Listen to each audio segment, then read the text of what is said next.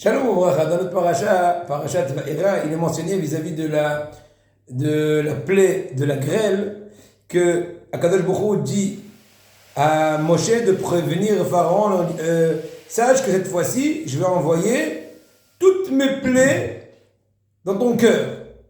La question se pose, pourquoi la plaie de la grêle, elle est qualifiée représentant, en tant que représentant de toutes les plaies, les 10 plaies.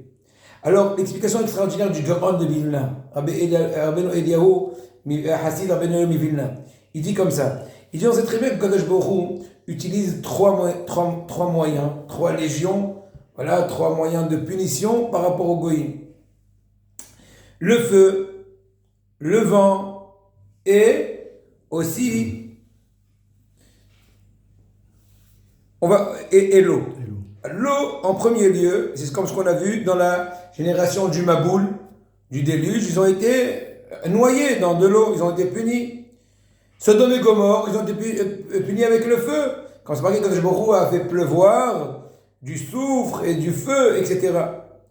Par rapport à la Dora Palaga, la génération de Palaga, de ceux qui ont voulu faire la tour de Babylone, Kadosh Baruch Hu les a punis de par le moyen du vent en les éparpillant, comme quelqu'un qui fait fou.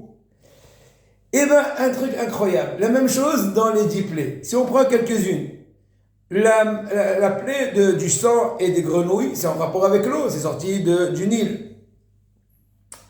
Et quand Aaron a tendu son bras, comme ce qu'on dira dans la Torah, la plaie de Harbé, des sauterelles, c'était de par le vent qui est venu, qui a soufflé, qui a ramené de tous les coins du monde les sauterelles.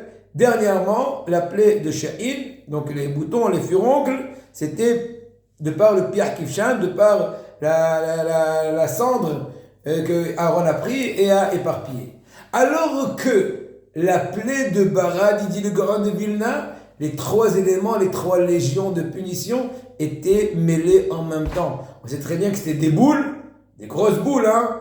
Par exemple la pétanque beaucoup plus gros, et enflammé, pour l'honneur d'Hachem, l'eau et le feu ont fait la paix, et aussi le vent, parce que dans quel sens? Il y a des kolot ou brakim, des bruits qui sont de par l'effet du vent, de par le fait du son, etc. Ça, c'est un point important par rapport à comment Akadosh Baruch Hu punit les goïms.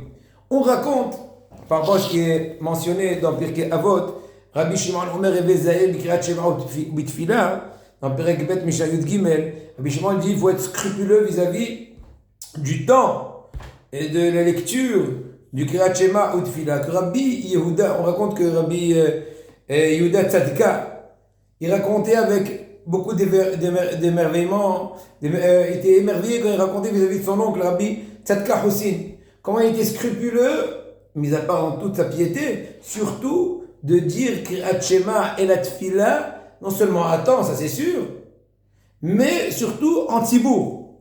À un tel point que pendant les horreurs qu'il y a eu, les difficultés qu'il y a eu vers 1919, Tarapat, quand il y avait le couvre-feu, donc il était interdit de sortir, c'était un danger de mort de sortir en pleine rue, et bien quand même, il a fait Mesurut Nefesh et il a loué une maison dans Habakouk à Jérusalem.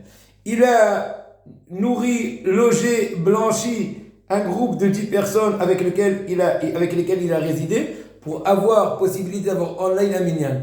Plus tard, étant même âgé, en pleine neige à Jérusalem, il s'est efforcé, malgré son âge avancé, de venir à pied et de débrousser son chemin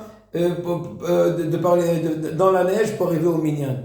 Là, on voit une personne qui s'attache à une mitzvah, et bien cette mitzvah le protège et le suit à tout jamais. Et pour finir, ce qu'il dit le Rambam à la fin de Masechet Makot sur le fameux enseignement de Rabbi Hanania ben Akashia qui disait qu'Akadosh Baruch Hu, les Akot d'Israël, il veut donner des mérites, il frère Ibrahim Torah Mitzvot, il nous a donné plusieurs mitzvot. En fait, 613 mitzvot, ce sont 613 occasions d'avoir Olam Haba. C'est-à-dire, à partir du moment qu'une personne s'attache avec une seule mitzvah, de façon parfaite, dans toutes les conditions possibles, avec tout son investissement, il pourra avoir Olam Haba. Hizku ve'imtsu.